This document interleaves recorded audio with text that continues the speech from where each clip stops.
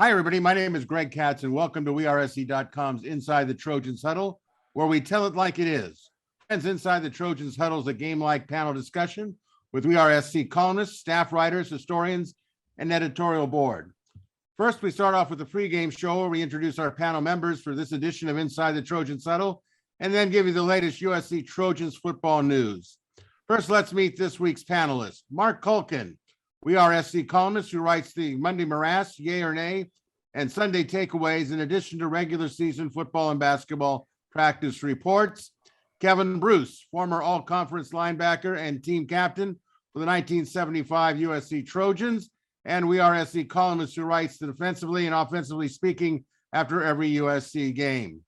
And Chris Arledge, former William Jewell College DB and team captain, WeAreSC columnist who writes the popular column Musings with Arledge, and is a graduate of the USC Law School. And Greg Katz, that's me, your moderator and producer of Inside the Trojans Huddle, and a weekly WeAreSC columnist who writes the obvious and not so obvious, including IMHO Sunday, and I'm an active member of the Football Writers Association of America. Before we kick off this edition of Inside the Trojans Huddle, here is the latest USC football news as of today's Monday taping. On Monday, Louisiana four-star inside linebacker Tackett Curtis, 6'2", 220 from Many, Louisiana, declared for the Trojans, selecting the men of Troy over Ohio State and Wisconsin. Curtis becomes the 12th commitment for the class of 2023 and fourth defensive prospect. Many have compared Curtis to former Trojans All-America linebacker Mac Grudegood. Curtis is currently the nation's number 100 prospect in the 2023 On3 consensus, and the number 7 linebacker nationally. Next Monday, July 25th, Burien, Washington offensive lineman Michael Benuelos, 6'3", 285, is expected to announce his college choice. Benuelos will choose from a trio of schools that include the Trojans, Oregon, and Texas A&M. And last week, edge rusher Braylon Shelby, 6'5", 235 from Friendship, Texas, announced on his Twitter site that he would choose between the Trojans and Texas. Shelby's not given a final announcement date as yet. And to further along, we finally ask you, friends, we have WeAreSC's Inside the Trojans Huddle. We greatly appreciate your viewer and listenership, and we encourage those of you watching on sites like YouTube to click on the red subscriber and like buttons. It's greatly valued, and it's free. All right, it's time for the opening kickoff, and our first quarter topic panel. USC training camp for the 2022 season is just weeks away. And in the latest betting services predictions, the Las Vegas forecast is for the Trojans to win 9.5 games this season. Vegas also released odds for a number of individual games. The Trojans are favorites for the following games: at Stanford, favored by 11.5; at Utah, a 3-point favorite; Colorado, a 21.5 favorite; at UCLA, a 6-point favorite; and Notre Dame, a 2.5-point favorite. So, panel, let's begin by asking, do you agree with the 9.5 total for the regular season? And what sticks out or draws your attention for the aforementioned single game odds? Our leadoff hitter, as always, Marc Kulkin. What do you think of the win total, and what do you think of those odds? Well, Ron Burgundy, I agree with the 9.5 or the 9.5 over under. Yeah, as far as the over under 9.5, I think that's fair. What I'm finding interesting is that USC's favored at Utah. That's the first thing that jumped out at me. The other thing that jumped out at me is why the Rice game isn't on there, Greg. Are we missing something? No, we're not missing something. I went by the latest. So I didn't take the opportunity to kind of kick you. Well, that, it's always greatly appreciated when you do that. It's, kind of a brotherhood. I get it. But for your information, Rice is a 35-point underdog to the Trojans. But be that as it may. That line hasn't changed then. Be that as may, I just took these 5 games, which were released. Were you surprised with the Notre Dame favorite? No, because USC's hosting this game. So if you want to use that old, 3 points home and away, I think that's right where it is. I think everybody's anticipating USC scoring a lot of points. And so that's why you're pricing the early money leaning towards USC. until the betting public gets out there, that's really all this is. These are the early numbers.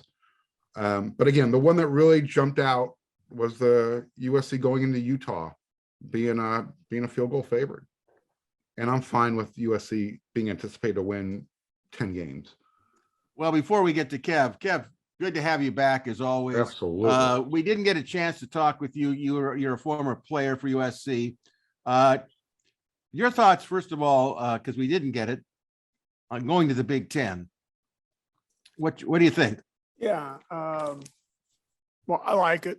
Net, it's going to happen, and so the question is whether I can, live with it or not live with it. And I would tell you, I think it's a good move. It's a bold move. It's a survival move for the Pac-12, frankly. Tell you the truth, God bless them, but we move on. It changes our landscape appreciably to the good. What was going to happen, in my view, is that after this season, which is our really warm up season with Lincoln Riley, after that it was going to be us versus the rest of the Pac-12, which was frankly how it used to be back in the good old days, which would have been maybe as much as 8-10 years ago, right? Where there were some competitive games, but frankly it was USC versus everybody else in the pack.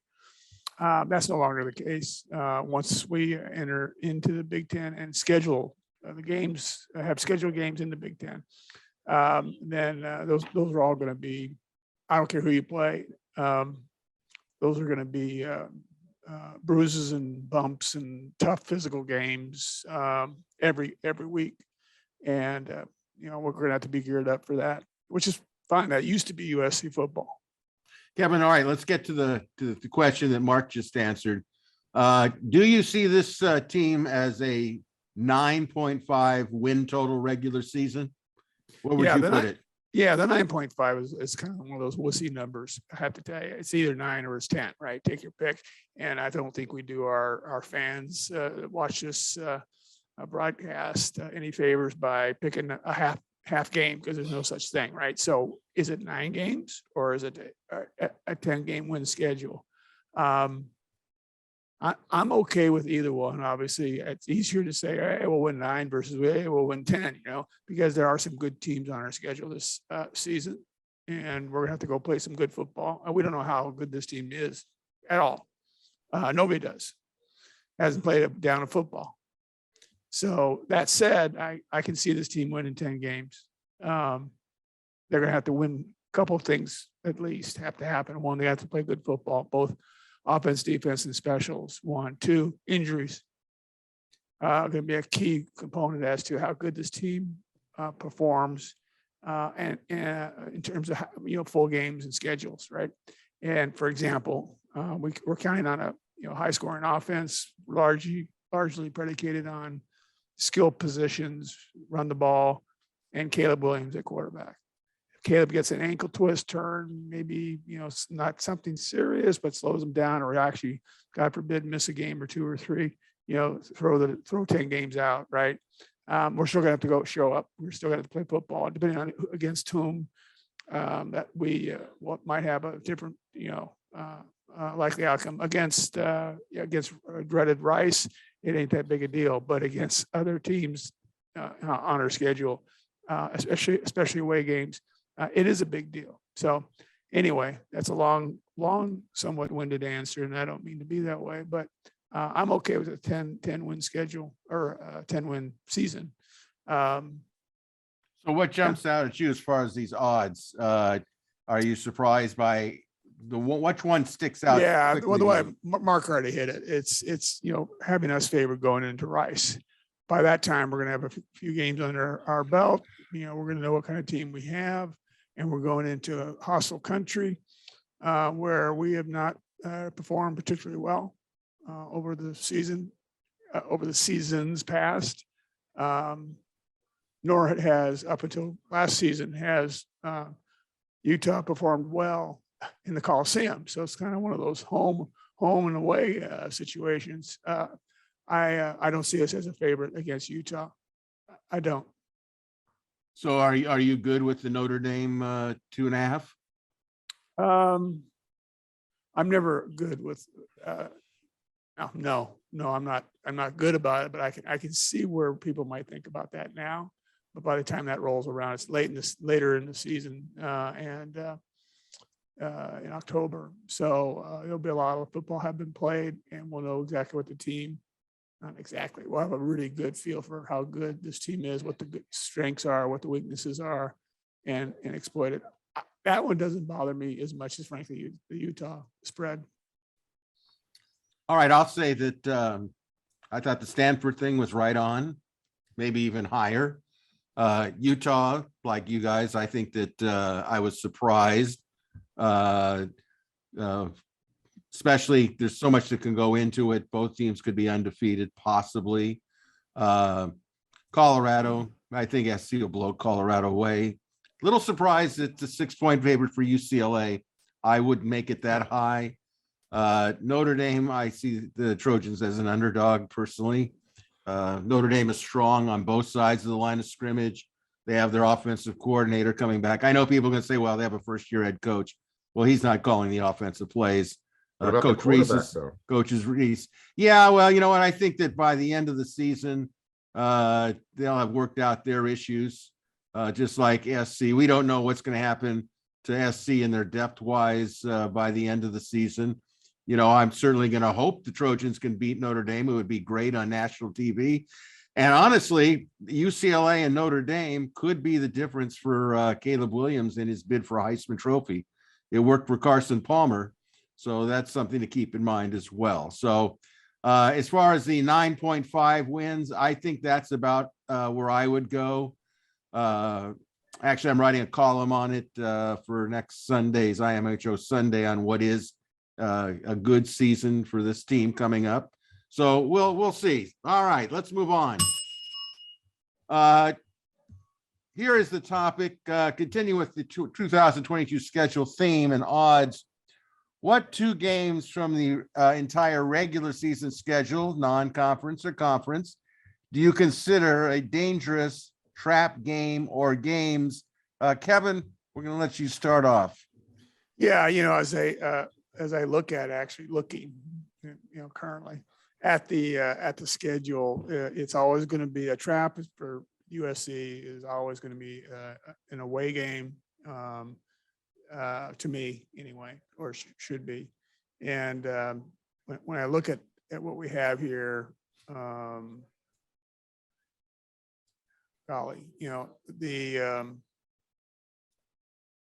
Washington State is a home game, so their ability to play good football on the road will be sorely tested. They may be a surprise in the pack, by the way, Washington State. But with respect to us guys, you know, we're our favorite. Frankly, our schedule is fairly favorable, I think, with respect to that. So we'll see. I think the Arizona State game home will be one of those potential trap games. And we have struggled against Arizona State on and off for several seasons now. And to me, I'm glad we have them at the Coliseum. And I think that might equal things out. But it's one of those games where, as some of the folks that have followed the Trojans know, it's only a matter of, you know, a couple long throws, a couple Hail Marys, and the next thing you know, Arizona State's in the win box. Or conversely, we get an interception and we get the win. I mean, it's just, there's been some crazy games. So I popped a flag on Arizona State. All right, Kulkin, where are the trap games? Yeah, I think what we agree upon here is USC has a really manageable schedule this year. So it's hard to kind of pinpoint a trap game that, you know, we all kind of like to define, but I'm going to actually go with the game at Arizona, only because, you know, I'm coming from the position of USC won on the road the week before at Utah. They got to play a follow-up game on the road in Tucson. Last year, USC struggled to put Arizona away. And, you know, Arizona's infused some talent. Now, whether or not they're going to be able to mesh that together, maybe that's a potential trap game, but I don't know. Going to Corvallis for the last time, USC always has a tough time up there, regardless of their overall record throughout the history. As you know, I want to talk about, Kevin brought up Arizona State. I don't know who their roster is right now. They have a new quarterback that transferred in. There's been turmoil during the offseason for them. I don't know if they're even going to be a viable team to be worried about this year. Will Herm Edwards even be the head coach by the time that game comes around? He can't throw anybody else under the bus. So I'm going to go with that Arizona game just because it's a quirky type of situation that I kind of brought up. Well, I am disappointed that both of you didn't really bring up the real trap game, which is going to come up early in the season. With all due respect to my astute colleagues, I think Fresno State's going to be an issue. I think Fresno State's got a great coach coming back here. Yeah. I also think they have a great quarterback coming back, one that upset UCLA last year. They have a number of people coming, and they will fill the Coliseum. It will be a sellout for that game. When you really look at it, Tedford, the head coach there, he's an excellent coach, and he's got a veteran quarterback. He knows what to do, and I think it's not going to be an easy game. I also see the other trap game at Oregon State. I think Jonathan Smith definitely knows what he's doing. The Trojans have had issues in Corvallis throughout my watching them play, going back to 67 and losing 3-0 in the mud with just a difficult situation, trying to get Simpson to break one off as a running back, and they couldn't really get him going. So I think that Corvallis could be an issue. When people say to me it's a favorable schedule, I don't know if it's as favorable as I would like it to be. I mean, if you throw out, for the sake of argument, you throw out Rice, I think that, there's a couple of teams that could give them an issue. So we'll have to wait and see. Well, I did say agree. manageable. Yeah, I agree with you there. Look, we can find a way to make anybody tough. So that's a question of how we play football and Zing. Well, there you go.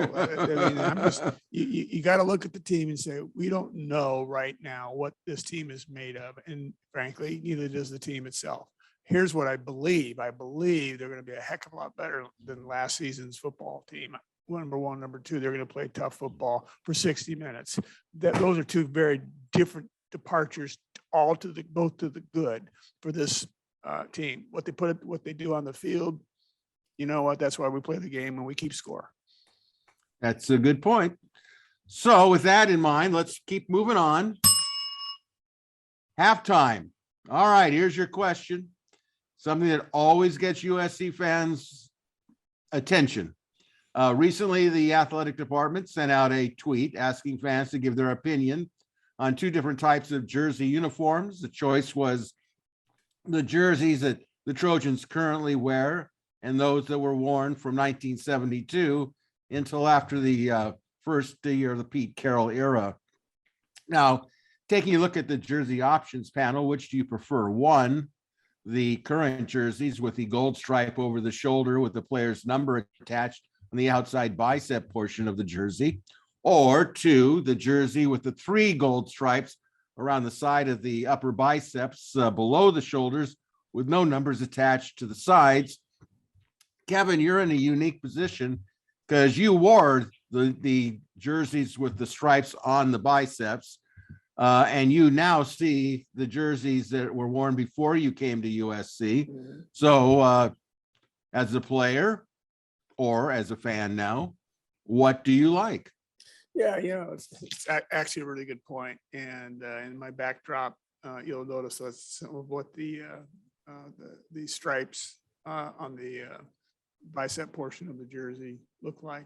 Of course, excuse me for interrupting, Kevin, but for those that were on podcast, behind Kevin, the backdrop is a picture of him recovering, I think, the fumble against Notre Dame.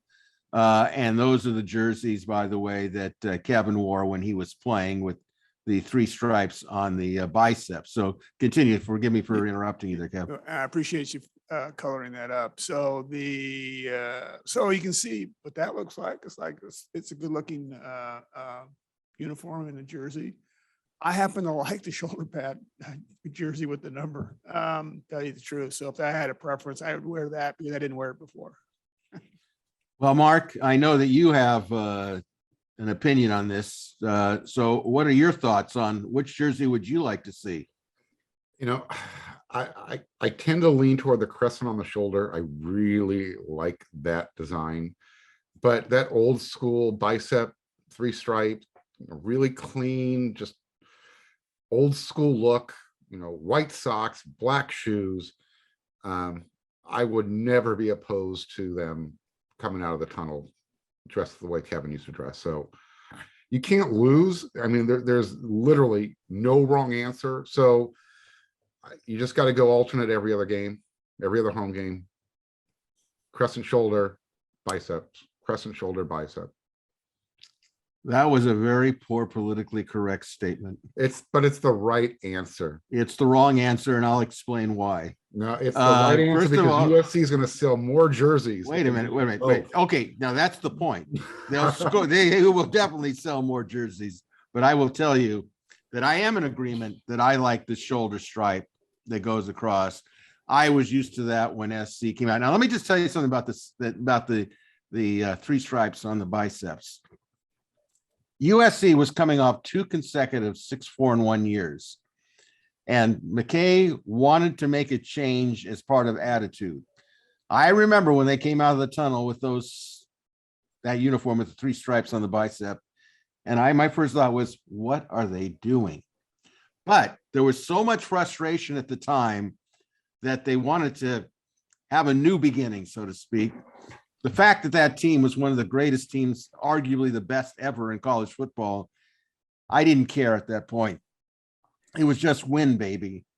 And they did. And they did it in very few could do it. So I went along with it. And I went along with it after McKay and then into Robinson. And it was more this, that, and the other thing. But I will say this, when Pete Carroll came back and he decided he was going to go to Mark says that the 3 stripes for him is the old school. For me, the old school was the shoulder stripe. But when Carroll did that, I thought it was so cool. I said, all right, this is the USC that I like. I tolerated the 3 stripes on the biceps. Okay. But I agree with Mark on this point. I don't want to see guys wearing 1 sock up, 1 sock down. He wears black socks. I white socks. He's got white shoes. I got cardinal and gold shoes. Enough of that already. I hopefully am not going back to that. Yeah, So they call it a uniform for a reason. Everyone looks the same. Let me tell you a story on the socks. The socks were a bane of our existence. The years I was playing, we had those short wool socks, and Coach McKay loved. We totally hated them, but frankly, very uncomfortable for that matter. Didn't protect the shin, didn't do this, didn't do that. However, look, he had a guy full time go through everybody's equipment bag while we were on the field, warming up for a game, going through everybody's bag, pulling their socks out because they did it the night before, so nobody could get some socks. The only time it ever broke down was at a bowl game, which was okay. Generally, we won most of the bowl games, so it's like all is forgiven, right? That was interesting. I always think about the old UCLA story where John Wooden would teach his players how to pull their socks up correctly, how to tie their shoes correctly. And I always got a kick out of that because he was very, very concentrated on all looking the same and his team doing the same thing. I personally, when I coached, I didn't tolerate any of that stuff of 1 sock up and 1 sock down. I said, the only thing I'll tolerate are victories on the scoreboard. That's the only thing I care about. Other than that, we're going to all look the same, and hopefully you'll all play to your ability. So it's an interesting topic. Mark, you might be right. Maybe they are going to come out, one type of uniform one time. It all sells money. We know that Nike will love it. As long as it's not a black uniform or any of those multifaceted mushroom-induced concoctions that I keep seeing people throw up on our message board. It's like, let's just Well- stick to the cardinal and gold. Go ahead, Kevin. Yeah, fair enough. I think a interesting question is if and when they ever decide to put players' names on the jerseys. that is a major break from the past. So that's a really interesting question, because with NIL, how can, well, again, that's going to be that fine line that, are they going to let players put the eye black under their eyes with whatever they're promoting? Because we know that USC is not going to put the names on the back of the jerseys. Right. Well, I will say I believe this, you're I'm right. not so sure about that. And I'll tell you why, because I would never have predicted that SC would definitely go into the Big Ten. Okay. So now that they're in the Big Ten, or going to be in the Big Ten, I think anything's possible. And I go back to something you said, Mark, with the NIL and players, if they could make money off of their jerseys on the back, Michigan does it. When it comes to money and players getting money, I think Mike Bone, it would be all for it. Now, whether I'm all for it, we'll see. I hate to interrupt, but when it comes to NIL money, that's, players' image and likeness, right? Not the uniform. They don't own the uniform. That's not their call. Well, I hope you're right. We'll see about that. Well, I tell you what, that's a lot. It's a lawsuit. That's what that is. I tell you what bothers me, and I agree with Kulkin on this one. I can't stand, with all due respect, okay, the colors are cardinal and gold. They're a tremendous. The first thing that I saw when I was 12 years old, 1962, walking into the Coliseum and watching SC come out in cardinal and gold, the way it reflected off the green grass of the Coliseum left a big imprint in my imagination and life. Now, that being said, I used to go to USC basketball games, and they really had good basketball jerseys. You go back to the John Rudametkin era. I know for a lot of people that don't even know who John Rudametkin is, Chris Appel, that group. Those uniforms, cardinal and gold uniforms, were tremendous. But I cannot get into USC wearing black uniform tops. I'm sorry. That's what Oregon State wears, black, right? Black and orange. But I just could never do it. So I hope personally that if they're going to change uniforms, at least make them cardinal and gold, please. That's that I think is important to me. Yeah. So, well, one thing we didn't talk about as well is the helmets and changing the look of the helmets, which would be a big mistake, frankly, in my viewpoint. That's iconic, and has Kevin, what about? Let me ask you, since you brought it up, what about the face mask color? You like the gray? I do, but I'm just used to it. It's like, look, if something else works, fine. We need to bring back the big face mask, the cage, the cage, the 4 and 5 prong. That's a safety issue, supposedly. So go figure. Look, everything a safety issue. So can we bring back the old neck rolls at least? Yeah. There's now you're cooking, the neck roll. And how about big forearm shiver pads? Yeah, you don't need the forearm to do a shiver. You need your elbow. Oh, there we go. You knew that would come from an inside linebacker. Yeah. All right, let's move on here. Before we get to the third quarter and we begin the second half, a reminder that you're watching or listening to WeAreSC.com's Inside the Trojans Huddle. This week's We Are SC panelists include Marc Kulkin, Kevin Bruce, Chris Arledge, who will join us momentarily, and I'm Greg Katz. We also encourage you to check out WeAreSC.com's website, part of the On3 network, and become a subscriber to the best coverage of USC football and Trojans athletics. And as a reminder, We Are SC is currently offering a We Are SC 7-day free trial, which includes monthly or yearly payment options to view our exclusive On3 Plus content, which includes breaking stories, analysis, data for football, basketball, and the balance of USC athletics. So let's head into the third quarter. An interesting topic. In 2024, the Trojans will enter into the Big Ten and participate in non-conference games with LSU in Las Vegas, and they will host Notre Dame. Are you at all concerned about the future physicality of the USC roster in 2024, given the men of Troy are currently being challenged in attracting 5-star and 4-star interior linemen on both sides of the ball. Mark, are you concerned? Starting today, no. And I only bring that up because if anybody's not aware, USC got a commitment today. I mean, Greg, you mentioned at the top of the show, Tackett Curtis, top elite linebacker prospect in the country. USC beat out Ohio State for his services. So, that is the type of player that obviously Ohio State thinks that can play in the Big Ten and be physical. Wisconsin was the other finalist. So USC is now starting to build that type of roster. And I think, and I wrote about this in today's Monday Morass, you're going to start to see the domino effect start to happen. Tackett kind of threw off the timeline a little bit. I think everybody was assuming Micah Banuelos was going to be the first commitment on the 25th, and Tackett was going to wait and maybe make his commitment on his father's birthday, July 26th, the day later.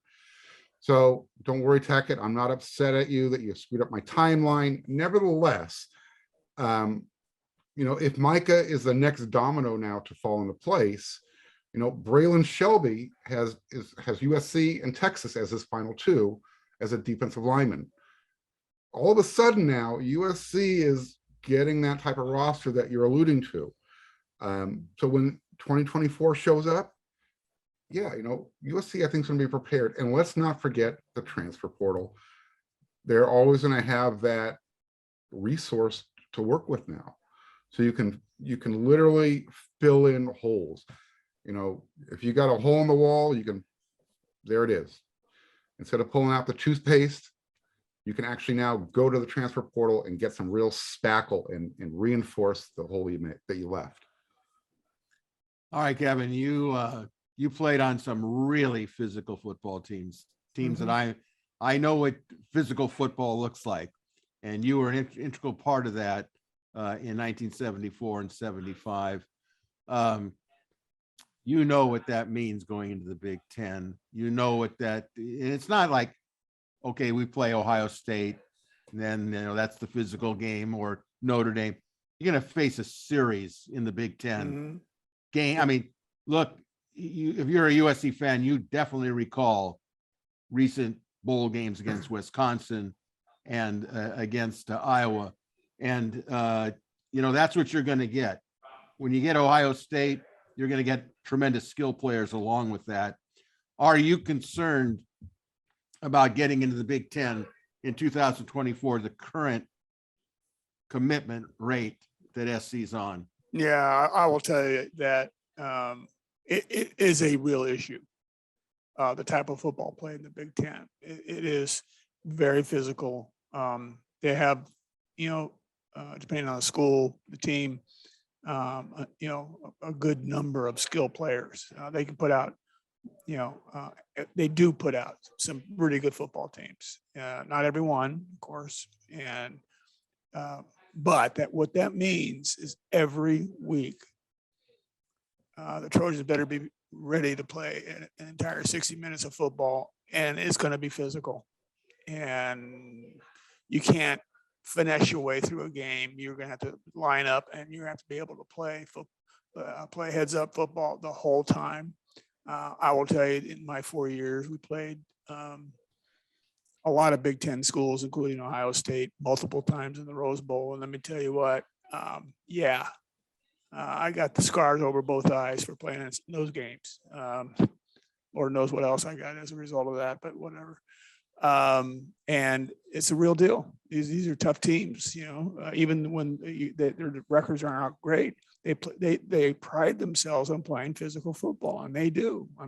They're back. I mean, we played Purdue a couple of times when I was there, and like Purdue wasn't a big, their record wasn't great, but I can tell you what, they went out there and smacked people around, tried hard, and gave it their all. And there's a lot of banged up guys as a result. And so this is not going to be solved by a couple, 2-3 guys along the line of scrimmage. It's solved by a robust recruiting program that brings in, big, tough football players that have speed.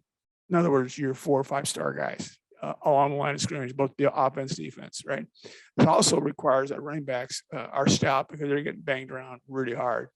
Because I do believe Lincoln Riley when he says he's going to run the football. So anyway, Long answer, deserves it. I think it's a really good question.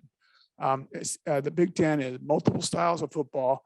The one common denominator across all the schools represented in the Big Ten is they're physical. And there it is. And so we have to be the physical teams that we have been in the past. Well, I will say this. I agree with Mark. It was very exciting to get Tackett Curtis. Inside linebacker actually was a safety his sophomore year at Many High School in Many, Louisiana. Has kind of grown leaps and bounds in a lot of ways. A tremendous get, just a tremendous get, and a good point by Mark. But I will tell you something. He's not a defensive lineman. He's not an offensive lineman. And I will say this, I totally agree with Kevin on this point. I am very concerned about it. I'm not only concerned about getting guys to line up on a first group level, I'm concerned about backup levels. This is going to be a dogfight in 2024, week to week, to see who's injured, who backs up whom on the offensive and defensive lines. And when I look at the idea of Notre Dame and LSU, which should be rolling under Brian Kelly around that time, they got to bring in, and it starts now, because the class of 2023, and I'm not a mathematician, tells me that these guys that they're going to sign for this class are going to be sophomores.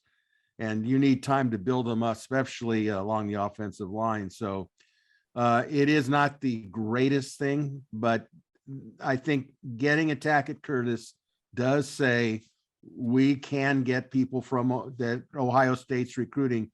The key is, to me, keep the guys in Southern California home that are physical. We're not growing a lot of them. Now we got some good ones coming up for modern day, a couple of offensive linemen. Yeah, but they're class of 2024, so they shouldn't even be a Right, part of this right, discussion. right. Correct.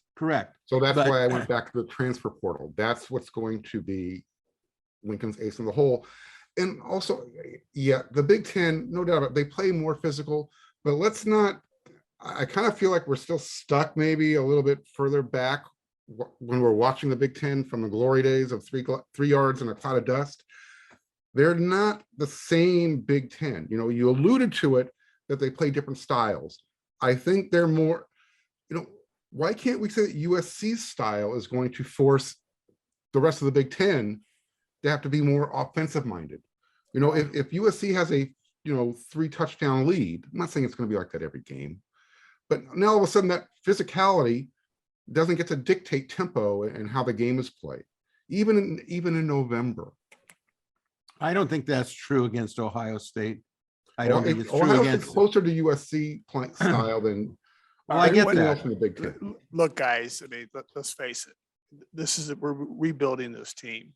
And we're Sure. talking about 2024 from 2022, right? So it's a 2-year look forward. The Sure. 2-year look forward tells me that we got a lot of youngins out there that we're gonna ask a lot of in a Big Ten scenario, which requires a physicality. And it's just not being big, strong, no, it is being big, strong, fast, and smart about how you play football as a team unit.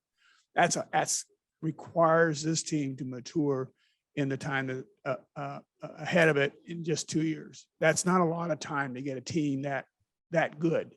And I will tell you, when you look at the teams that we have played recently, not in the way back machine when I was playing and even before that, you look at how we performed against Big Ten teams. It's not good. I don't have the results right in front of me, but I'm just kind of trying to think of, so who did we beat out of the Big Ten? It's probably somebody, but in the few years that I'm pointing to, but we certainly in bowl games have embarrassed the heck out of ourselves. So I think the last Big Ten team we had a big moment was against Penn State in the Rose Bowl. Yeah, when, that was Bormeister kicked the field goal yeah, on the yeah, last They a play. beat walk-off- Nebraska in the Holiday Bowl. I'm sorry, but a walk-off field goal, 52-49, is not exactly your paragon of 3 yards in a cloud of dust type Big Ten football. We can go on about that. I'm just saying this, and I know I'm right. We got to play real football hard-nosed football with whatever our schemes are, both on offense and defense. And that's it will start and end very quickly if we don't have a line of scrimmage on both sides that if we don't control it, we better be competitive fighting for it. I don't think there's any argument about that. So on that note, let's head on into the fourth quarter. But as we know, as tradition has it here on Inside the Trojans Huddle, we will light the official Chris Arledge torch. So there you go, Chris. Now, Chris, as most of you have realized and probably are missing, he's not been with us through most of this broadcast, but he is going to be with us from England. He's with his son in England. Why he chose to go when they're having the hottest day and days in the history of the British Commonwealth is beyond me, but he is doing that. So let's have a reminder that any comments or opinions expressed by Chris Arledge are solely those of his own and are not in any shape or form a reflection of the opinions of We Are SC or the On3 Network. Any republication, rebroadcast, use, or description of Musings with Arledge without the expressed written consent of the Humane Society and the English Premier League is strictly prohibited. So now, ladies and gentlemen, from England, we bring you Inside the Trojans Huddle version of Christopher Arledge's Musings with Arledge. Hello. By the time you read this, I will be safely hidden away in an undisclosed location in Europe. I hope the other guys aren't messing up the show in my absence. Now that the move to the Big Ten is official, it's time for USC fans to get to know our new neighbors. I know some of these programs are pretty familiar already, but there's a difference between seeing somebody around occasionally and truly knowing them. I think it's time for my fellow Trojans to really get to know the Big Ten. So I've asked my crack research staff to pull together the most important information on each of these soon-to-be conference foes. Now, Big Ten fans, I'm going to admit I may get some of this stuff wrong. So if you have some input, feel free to send it over. You can put it on our message boards at wearesc.com. You can put it in the YouTube comments, whatever you think will help. So let's jump right into part one of what's the Big Ten all about. Today we'll deal with everybody but Penn State, Michigan, and Ohio State. I'm going to save them for later. Let's start with Rutgers and Maryland, largely because for the life of me, I can't figure out why they're here. They're far away from everybody else. They're pretty consistently terrible. Rutgers has won 17% of its conference games since it joined the Big Ten. Maryland has won 29% of theirs. So what's going on? Did the Big Ten lose a bet with another conference? Did these schools have compromising photos of Michigan and Ohio State officials? Was this a decision reached at 2 a.m. after the Big Ten meeting when the athletic directors had been doing shots for 4 hours? And if so, how long did it take for buyer's remorse to set in the next day? I mean, you might say it's about TV markets, but does anybody think people in Manhattan are turning their televisions on for Rutgers football? Honestly, don't get it. Now, Maryland does have those crazy uniforms with all the strange stickers all over their helmets. It actually looks something like what my kids used to make when they were little, and I'd bring them home a sticker book, and they felt obligated to use every single one of them right away in the same spot. Those are Maryland's helmets. Now, with the crazy uniforms, you might be tempted to think of Maryland as the Oregon of the Big Ten. But then again, the Big Ten wanted Maryland, doesn't want Oregon. So I guess there is no Oregon of the Big Ten. There's just the Oregon of the Pac-12, soon to be the Oregon of the Mountain West. I don't want to spend a lot of time talking about Mountain West programs on Musings, or for that matter, Rutgers or Maryland. But what about Indiana? Now, when most people think of Indiana, and to be frank, most people seldom do, they think of Bob Knight and Indiana basketball. This is why Indiana is one of two candidates for the title UCLA of the Big Ten. Like UCLA, the Hoosiers are more of a basketball school than a football school. And like the Bruins, they share a state with a college football blue blood that doesn't really respect them. But Indiana loses this competition, which they're probably used to for reasons I'll explain in a few minutes. Now, Indiana does have a strange and troubling case of hero worship for the previously mentioned Bob Knight, a man who shares Fred Rogers' love of sweaters and Gordon Ramsay's love of verbal assault. It would be the most embarrassing case of inappropriate hero coach worship in the conference, were it not, of course, for Penn State fans. Now, the most famous Hoosier of all, Larry Bird, apparently didn't like it there, left as soon as he could. And the second most famous Hoosier, Jimmy Chitwood, never was alive. The best football player in Indiana history is probably Antoine Randall L. And no offense to Mr. L, who was a good player, but if that's your best guy ever, that's not great. Also, I could be wrong about a lot of the stuff above, because while I might be willing to spend time researching Ohio State or Michigan, I'm not researching Indiana. Northwestern, the Stanford of the Midwest. Kind of. It's probably not quite to Stanford's level of prestige as an academic institution, though it's still undeniably elite. And it's probably not quite to Stanford's level in terms of football tradition. So it's kind of like a Leland Stanford Junior University. And if you're like Stanford, but not quite as good as Stanford, I think that means you're Cal. So Northwestern is the Cal of the Big Ten, which isn't bad, but also isn't very interesting. Pat Fitzgerald is kind of cool, though. Illinois, home of Red Grange, Ray Nitschke, Dick Butkus, and George Halas. Not bad. Also home to not much else. I looked up on the internet a list of the best players in Illinois football history, and the guy listed at number 14 was a kicker. No kidding. I stopped reading. Illinois, as I mentioned last week, is ugly. And I'm sorry, Illini fans. I have nothing personally against you. But the uniforms are ugly. The play on the field is ugly. The winning percentage is ugly. It's actually hard to imagine voluntarily watching an Illinois football game. I'm told drunk drivers are sometimes ordered to watch Illinois football games if they're not physically able to be on a highway litter crew. I don't know if that's true. Purdue, home of the Boilermakers. Not the drinks, the factory workers. They literally chose as their mascot a guy on a production line in a factory, which I think makes this the second most famous factory worker mascot after Rosie the Riveter. It also strikes me as somewhat communist. You can imagine a Soviet poster with some well-built Boilermakers, champions of the proletariat, holding tools and staring off into the distance to the day when communism will have arrived and the gulags and bread lines will be gone. In any event, Purdue does have a nice history with quarterbacks, and I would watch them before I'd watch Illinois. But I'd probably still watch reruns of Star Search first. How about Minnesota? The Golden Gophers. There is, of course, no such thing as a golden gopher. That particular creature does not exist in the real world. Minnesota chose as its mascot a rodent. And then to distinguish their gopher mascot from the thousands of other universities, and no doubt call themselves gophers, they chose to add a color that creature never actually is. It's the equivalent of Michigan calling themselves the Red Wolverines.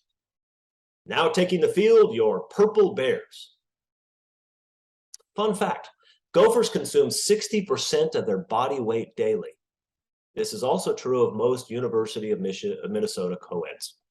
Minnesota football dominated the Depression, winning 5 national titles between 1934 and 1941. So, in light of current economic trends, this is a program to keep an eye on. That brings us to Michigan State, the true UCLA of the Big Ten. Like UCLA, they are primarily a basketball school these days, although like UCLA, they have enjoyed some football success. Like UCLA, their primary rival is a school that actually considers somebody else, somebody better, to be their primary rival, which seems kind of embarrassing. That being said, I've always kind of rooted for Michigan State. They gave us Magic Johnson, and I always root for Michigan and Ohio State to lose. And Michigan State is just good enough to pull that off occasionally, but not quite good enough to join my list of teams that I don't like, which includes every single good program in the country, plus Oregon. The Iowa Hawkeyes. I've been to Iowa a few times. People in Iowa are very nice. Extra nice, I think, because they're trying to convince you to come back a second time. It rarely works. Iowa is one of those solid second-tier programs. They're not Ohio State or Oklahoma, but they've had some good teams, and they're often good for a major upset of one of the big boys. I also think they're named after one of the Avengers, though it says something about their self-esteem that they'd pick that particular Avenger. If they felt better about themselves, they would be the Iowa Hulks or the Iowa Ironmans, not the Hawkeyes. Still, Iowa is a solid program with a great fan base. Now, on Wisconsin. Wisconsin is kind of like the Nebraska of the Big Ten. I know Nebraska is also in the Big Ten, but as we'll discuss in a minute, The Nebraska that plays in the Big Ten isn't really Nebraska. So as far as I'm concerned, Wisconsin is the Nebraska of the Big Ten. Now, that doesn't mean Wisconsin is as good as those old Tom Osborne Nebraska teams. They're not. But they're similar: big offensive line, strong running game, good special teams, a higher percentage of white guys in any team that plays outside of Boston.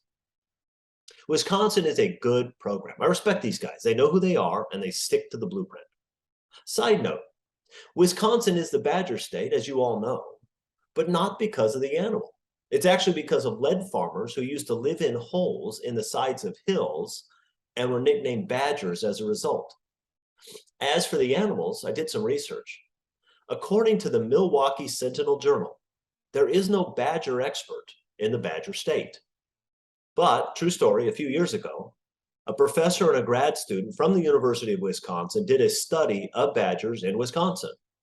They were, according to the article, astonished at the large presence of badgers in the Badger State. That's something that surprised everyone, according to the grad student. Which brings us to our final topic today, Nebraska. I know Nebraska fans would hate it that they are in the Indiana and Maryland category and not being talked about next week with Ohio State, Michigan, and Penn State.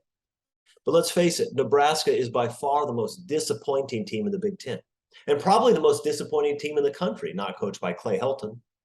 Or maybe they are coached by Clay Helton. I don't know. It sometimes looks like it.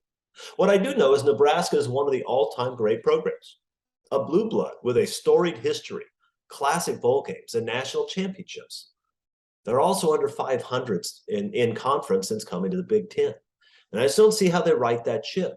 This is a program with enthusiastic fan support, but no recruiting base. And unless Nebraska and Warren Buffett decides to become the next Phil Knight or T. Boone Pickens, they probably can't compete with the other programs who are buying players. Still, I look forward to watching a game at Nebraska. It could be like taking a trip back in time to the days when the Huskers were dominating in the old Big Eight. All right, that's it for this week. Next week, we move on to the Big Three. Have a good week. Hope the rest of the show goes well. I'll see you later. Thank you, Chris. And with that, we begin today's fourth quarter question. Panel, do you believe that Lincoln Riley's version of the air raid offense is creating hesitation by blue chip offensive linemen to commit to the Trojans? It seems that the word air raid seems to bring hesitation to high-valued offensive linemen coming to Troy, especially in recent years under Clay Helton and Graham Harrell. Now, we're under a new administration.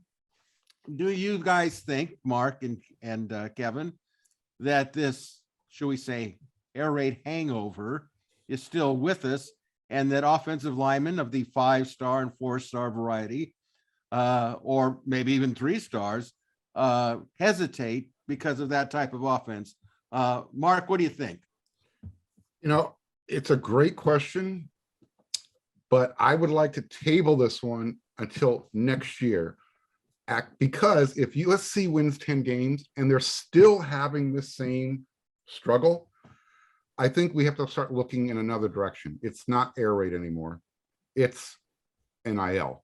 And it's we know what USC has been up against, trying to secure these top elite linemen. It's the way the game's being played now. So, you know, typically if USC wins 10 regular season games, a bowl game, or whatever, you know, postseason, wherever they end up in the postseason, that should be the signal to every elite recruit. Hey, USC is going in the right direction. Look at the improvements Lincoln Riley's made. Come on board. If that's still not happening next year, yeah, I don't think we can blame air raid anymore. Yeah, I'm not sure about an air raid hangover. Maybe in some people's recruits' minds, a few, I suppose. That's a negative versus a positive. You look, there was a time when air raid was a very strong positive for offensive linemen. Oh, by the way, I can think of some teams in Texas and some teams in Oregon that you know, didn't seem to have a problem getting offensive linemen, you know, fielding a air raid like or an actual air raid type offense. So look, it's a question of, some of this is a question of the coaching staff coaching up the players that we're able to get them to perform with a coherent offensive package, right? We have been incoherent offensively for several years now.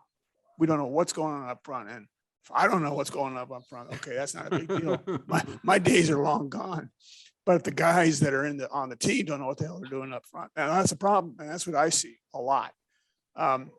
Lincoln Riley has to take this team and create a cohesive unit, in particular on offense, where you need the big guys that have certain skills, certain body types, and size dimensions that'll support a run game, a run pass game with whatever balance it's going to be. It won't be air raid. All right. That has to happen. NIL money to the contrary. Look, we can get guys that stroke checks to anybody. I mean, we're as good as any school out there. We're as good as LSU or Ohio State or anybody else stroking NIL money checks. All right, we know people. All right, we know lots of people, as it turns out. So that is not an issue. That won't be the issue.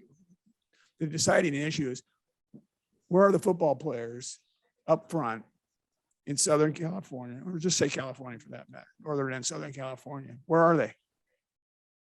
I will tell you, they grew up playing soccer and, softball and, whatever, beach volleyball or just whatever the heck is going on. The recruiting depth that we see, I'll use Southern California as kind of that inventory of potential candidates for offensive and defensive line. It's leaner, per capita player than other parts of certainly Texas. I'll tell you that, because I am familiar with that since I live in Texas and follow the football here pretty well. And that's disappointing. And so it's time to get some guys, get them up front. We've got really nice uniforms. We got really nice helmets, because we've already talked about that. We can stroke checks as well as anybody around, and then some. Matter of fact, I tell you that we're world class when it comes to that, as necessary. Put it on the field, give Lincoln Riley a chance to this season. I think Mark said that, and get some W's out there and have a coherent offensive strategy. And then it's going to be more difficult. It will take longer, but we're going to need a defensive scheme that players can understand and work to. And then we'll get the body types to fit into that. Okay. So long-winded answer, I know it, but it's a complicated matter to get the right blend of recruits, talent in the right places at the right time to play this type of football. Well, I think it's, go ahead, Mark. Go right ahead. And I just to support what Kevin was saying, Lincoln didn't have this issue in Oklahoma. He shouldn't have it at USC. So for me right now, it comes down to put the wins, show the wins, and, produce a 1,000-yard plus rusher. That should, paint the picture for all those elite linemen. But for the time being, I think it would be naive to say that, the elite linemen aren't looking to get paid up front right now, because the writing's on the wall. It's happening. We know it's happening. You don't want to point the finger at specific players, but it is happening. So if it's happening again next year, USC is going to have to start writing those checks that you're alluding to, Kevin. Yeah. What's interesting though, with the NIL dynamic, and people can't help themselves. The NCAA, and when I say USC, I don't mean USC. We're talking about people. Yeah, I know what you mean. You're right. People are going to try to step in and do two things. They're going to try to put, the Wild West controls onto the portal, and they're going to do this and as best they can, try to do the same thing with NIL, but that has a legal element to it that's unpredictable. Oh, well, who knows, right? They can try to, anyways, that becomes a different matter. The issue becomes, hey, we got to get the right players in the right position on the team that understands a scheme that is going to be successful. We also have to have a coaching staff that can coach up multiple positions. Offensive line is the most notable, but I would tell you that the defensive line and secondary, which is kind of everybody, linebackers have a tendency to self-correct, right? Either you're good at what you're doing or you don't play, right? Because you don't last long. You're hurt. Your knee's blown up, and it just doesn't work too long, right? It's a bad day. Putting that all together is what's required for a successful program, and putting that all together and putting it on the field and getting some W's. I think a lot of these issues start to go away with a success. Lincoln Riley has got one season, this one, to really put it together. That we were talking earlier in the broadcast about 9.5 wins versus 10 wins. And my point was, look, you play whole games, you don't play half games. So it's either 9 or 10, but either one of those is okay. 10 game win is okay. 9 game win, it's less okay, but still, compared to contrasting to where we were before, it also depends on what those 9 wins might go for, right? Who are they against, and where are the 3 losses? We've got to get some marquee wins in this coming season, and that's going to help our recruiting and a lot of other efforts. Well, let me just say this. I think you both have touched on specific points that are totally accurate. But I go back to the comments of Tackett Curtis on Monday afternoon, where he gave his reasons why he liked the schools that he was considering, Wisconsin, Ohio State, USC, but why he chose USC. He said Ohio State's got it all. They've got everything, and they're good now. But he was intrigued and motivated by the USC coaching staff, but even more the thought of returning, I think the quote was, the old SC. He's the type of kid that you want to ignite a program that's looking to return to its glory. And those are the guys you want. Now, you take a guy like Frank Moigao. Francis Marigo. Yeah, Mogoa. Now, here's a guy that the easy answer is he goes to school in Florida, Miami, what have you. But I think what Mark brings up, the point, and if you really look into Moigao as recruiting, the money had something to do with it in some shape or form. There's an attorney out here that's now representing players. I believe he's one of them in trying to secure big money. It's kind of like when baseball finally got its versions of Scott Boras. Yeah. And you're getting that now. It was only a matter of time. So somebody says, I can make a lot of money getting a percentage of signing these kids. So that's one issue, and it's definitely an issue. There's no question about it. But SC has been branded because of Clay Helton and because of Graham Harrell. The image of USC is air raid. And I know the negative recruiting is, but if you go to SC, you're going to play in the air raid offense. Now, you guys know better. I know better. If you follow Oklahoma, you really have to tip your cap to Lincoln Riley, because he makes a running game out of it so that you're not distracted by, quote, we throw the ball, 16 out of 17 times. But the image is still there in some shape or form. They need to get an offensive lineman that wants to say, I want to think like Tackett Curtis. I want to bring it back. And one who's been sold by Lincoln Riley's coaching staff and Coach Henson on the offensive line, that what you're hearing isn't what you're going to be seeing. And that's why it goes back to Kevin's point. This year is really important to showcase what that offense is, so they can kind of flush the old stereotype of Graham Harrell completely out of the picture. I think it'll be done. I like you guys, I don't know if they went 9-3, who those 3 losses are going to be. I would hope that at least, in a good best case scenario, they sweep UCLA and Notre Dame, because you always remember that's closer to the December signing period. And if they showcase running and passing, and they're successful at it, to me, it'll really open the door. So I think there's a lot that goes into getting rid of this air raid stereotype, but winning and showing how you play will make a difference. So that's kind of how I take a look at it. All right, we're in overtime. Panel, we're in overtime. It's time to answer some questions from viewers. It's kind of a free-for-all format. Just jump in.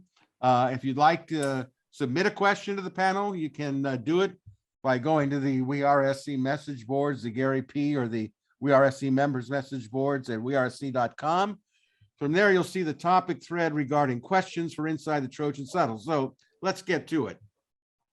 Question 1 is from Romy.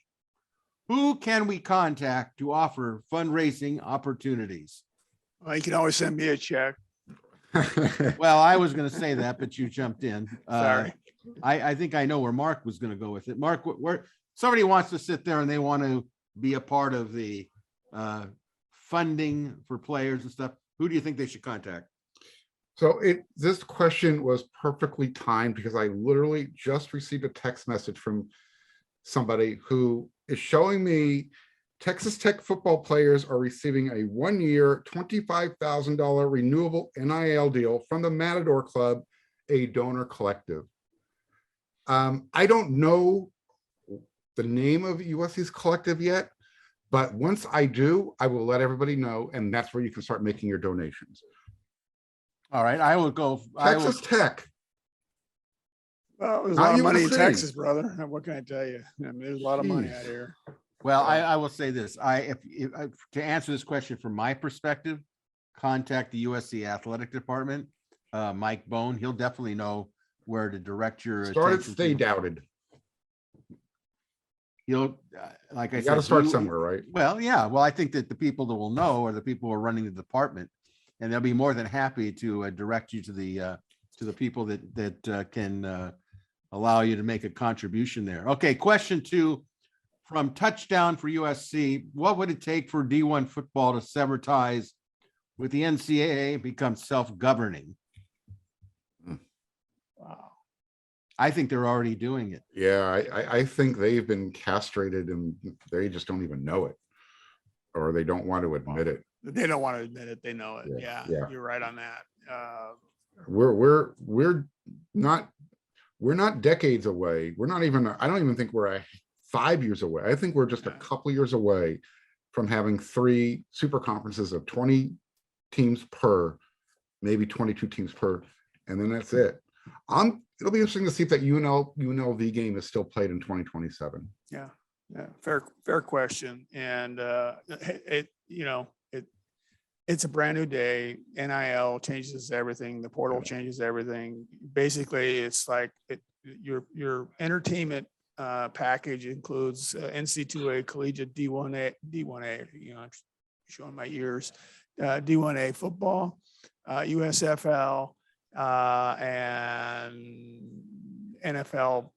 In the proper time of year for both NC2A and USFL. I say, However long USFL lasts, which I have no idea. I've never watched the game. I think it's a more complicated question than I think we can appreciate. Yeah. On how do you separate? The universities have this. They own the football programs of their universities, their respective schools, not the NC2A. And therein is the answer. The answer to the question is whatever answer that the university board of trustees and whoever else is the governing bodies want to do. If someone wants to, and I agree about the further consolidation of the conferences down to 3 plus leftovers, right? I hate to say it that way. It's just fact. Right. But it gets complicated thereafter, right? And you're going to have more players and more teams. I'm not sure. Number of players wanting to play collegiate football. It's always going to be a robust population that wants to play football. It's a different answer whether the 5-star athlete, the super, forget of whatever sport, wants to get into a full body contact sport like football versus something else, right?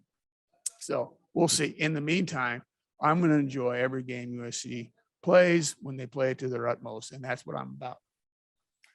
all right, I'll say that this question will come really into focus and a lot will be sorted out the next time the expansion for the playoffs begin. It's going to be all about the playoffs. You Yep. can see it coming. And I agree with Mark. There's going to be 3 big divisions of maybe 20 teams, maybe more, who knows? But they're going to dictate the severing of the NCAA. They're going to put in a governing body. They're going to have to decide penalties for cheating, so on and so forth.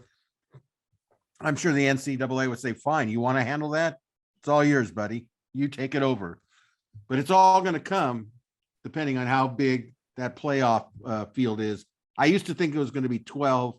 I'm more convinced it's going to be 16. We'll see. So let's move on here. Question 3 from Ricky in New York City. Is it your understanding that Notre Dame has a standing offer from the Big Ten to join whenever it suits them? Is this non-revocable and totally on ND's terms? I can understand not wanting to lose them to the SEC, but just curious if there's an expiration date to the offer, or at least a specific time frame to have an answer. Yeah, I haven't heard anybody, giving Notre Dame any type of ultimatum. They know that they are literally Copernicus right now. They can sit back and let everything revolve around them, and there's nothing anybody can really do about it. I think ultimately they're going to end up in the Big Ten. I think everybody's just trying to get the I's dotted and T's crossed and kind of figure out once Notre Dame jumps in, you can't have 17 teams in a conference. So I think they're trying to figure out who are going to be the next 3. So maybe that's the delay in Notre Dame making their commitment, so to speak. Kevin, you're in deep thought here. Oh, I am, because I'm thinking about it from a Notre Dame perspective, and they may think they're Copernicus, but That was an excellent, actually, Copernicus. It was. I didn't think. Did you think that Mark could ever bring out Copernicus? What's Galileo next? I believe he's capable of it. Yeah. Well, apparently, he is. Yeah. So You'd be surprised how right this clock is every now and then. Yeah. Well, we'll go into broken clocks and all that crap. But look, Notre Dame is right now looking pretty good, but longer term, it looks pretty. They're gonna have to go somewhere. They can't stay independent. And for them, you think USC has an issue with physicality for a full season in the Big Ten? Think about Notre Dame. They're used to playing Army, Navy, Air Force, Marines, and Coast Guard. I mean, for crying out loud. Great point. They have some rummy teams that they play against, and then their schedule. They have added more marquee teams to their schedule, but nothing like what we do, and we do less than what we used to do, which is that's a question for another day. So I think Notre Dame really is going to have to think this one through, because we're losing all manner of geographic cohesion in these affiliations. We're losing all manner of rivalry affiliations of decades, in some cases over a century worth of playing teams, one against the other. I think ours is 80 years against Notre Dame, right? I mean, it's like USC versus Cal is all about that's almost 100 years. So it's like, hey, we're throwing all that out the door for NIL and portal and NC2A and merchandise, online merchandise sales, and just whatever. I mean, I think it's but that's the world we're in. So you can fight it and lose, or you can be the be the winner in our area of competition. I think that's what we're saying. And for Notre Dame, they've got to figure out the best place for them to go play, because they got to be. I think they've done a great job. They cut their own deal at the NBC. It was a 10-year deal, and I think they renewed it for 10 years. That was a few years ago, so I don't know what tails on that contract. But that definitely falls apart. Yeah, I mean, it would be a buyout, would be significant, not impossible. We've seen just huge amounts of money flying around like it's like nothing. That's crazy, but that's just the way it is. Notre Dame needs to be careful and be smart about what they do. But everything they've done in the past tells me that they know what they're doing, and they're going to figure it out, do something that's good for them. If it goes into the Big Ten, then we end up with a rivalry game that's reestablished in the Big Ten with Notre Dame. So as long as we play Notre Dame every year, I'm okay. you know. Matter of fact, we're playing and beat them every year. I'm even better, but whatever. I want real quick. It's interesting going back to the super conference point. If you start looking ahead at Alabama's future out of conference schedules, they're getting tougher. Yep. They're scheduling up. They're not scheduling down anymore. So that's why I go back to, will that UNLV game even be part of the 2027 schedule? I think the scheduling is going to be coming from the Super 3 conferences, whatever we're going to call it. 10-2 is going to be the new normal as far as your regular season. When I see Alabama scheduling up, that's a sign of the way the game is going. So start watching the out of conference scheduling trend. So Notre Dame, yeah, they'll join the Big Ten. You know, you brought up the physicality part of, you know, having to play Army and Navy. Notre Dame should always win those games, but there's always the risk factor because of the styles that Army and Navy play. So those are still physical games that they're used to. They're not going to substitute going to the Big Ten and being, in other words, for me, those games are just as physical if they're playing Purdue and Iowa instead of Army and Navy. All right, let me wrap this question up by saying Notre Dame is in the catbird seat right now.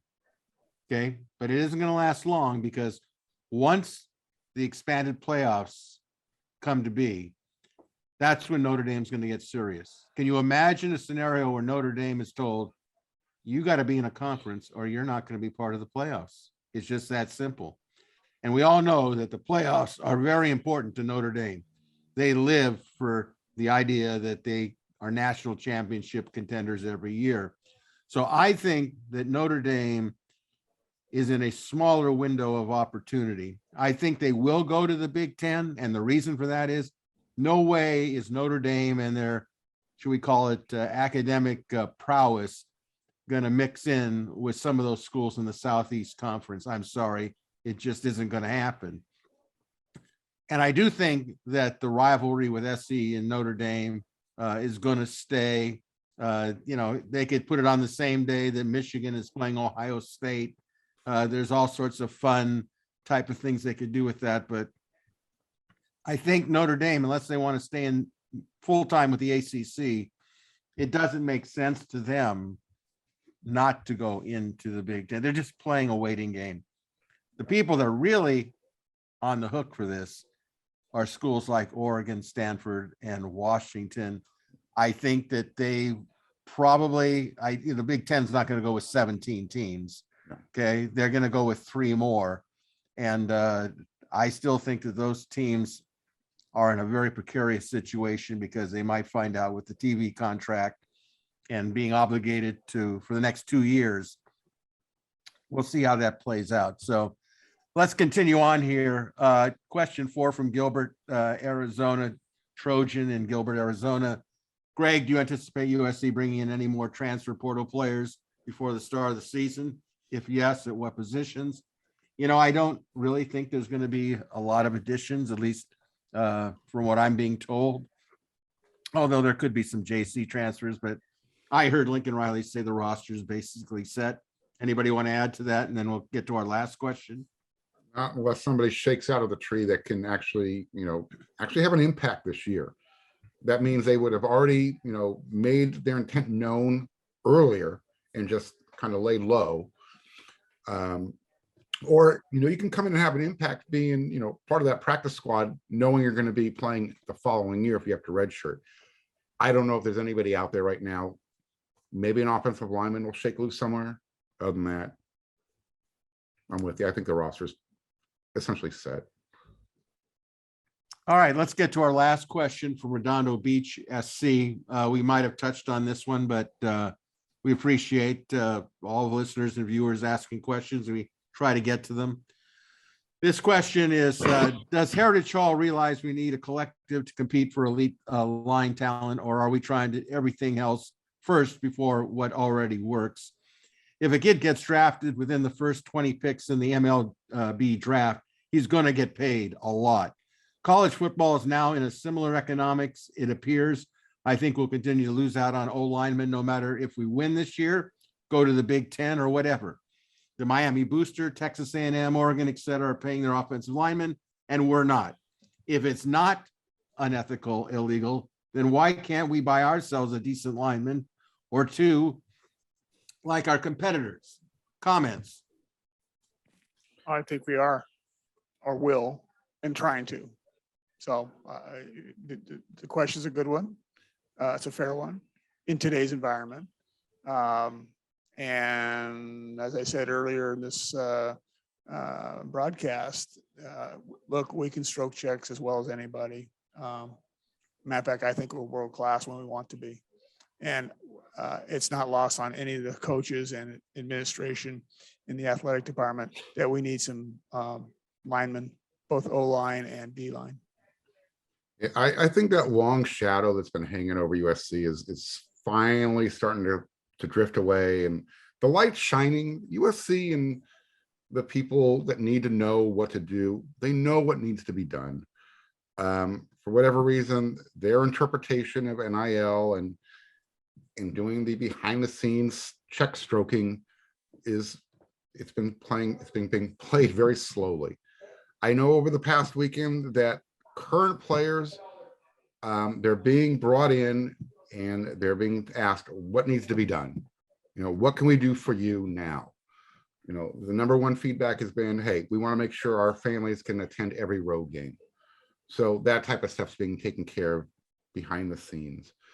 They're doing, photo shoots for, billboards and stuff like that the players are going to get their time paid for. Obviously, that's not what Redondo Beach is asking about. But, until we have a recruit say, I'm going to USC, and people can speculate, yeah, he got his bag filled. This is what's going on right now. That's the way it is. Welcome aboard. Exactly. It is what it is. Yep. Until door number 3 opens up. There you go. Until it changes and Right. the rules change and this is nicked and that's nicked and whatever. Some corners are cut, et cetera, or someone gets hammered for some Lord knows what. This is the way it's going to be. So, I like our shot at writing checks. I think every major college football program all have the ability to write checks. All of them do. Everyone. So, I don't know if we have a competitive advantage, but so all the other elements being equal, ceteris paribus, then I like USC's chances of I would, landing good kids. I would encourage Redondo to contact Stay Doubted, find out how you start a collective, and be proactive. All right, I'll give this my final comment on it, and then we're gonna wrap things up here. I think SC is learning how the game is being played. The rules of engagement. It's like the old idea that, when I grew up, if you got into a fight, you use your fists, until you found some other kid who took out a bat or a hammer or something else. And you go, well, that's not fair. Well, you learn that it is fair. There are no rules. So therefore anything goes. And I think what SC is learning about, especially from other schools like maybe A&M and maybe Miami, here's what anything goes means. Here's where the competition is. Or as Lane Kiffin said, all we're doing now is cheating above board, and it's out in the open. So they'll adjust, but now they know how the game is played, at least where it is in the initial beginning. So we'll see. All right, a reminder, if you have a question or comments for our panel, go to either of the We Are SC message boards and click on the thread that pertains to Inside the Trojans Huddle for viewer questions, and we'll try to get to each and every one of you as we can. So, okay, that's a wrap for this edition of Inside the Trojans Huddle. A big thank you to this week's panel of Marc Kulkin and Kevin Bruce and Chris Arledge, and a special big thank you to all of you for watching or listening to Inside the Trojans Huddle. Until next Tuesday, this is your host, Greg Katz, reminding all of you to fight on, everybody.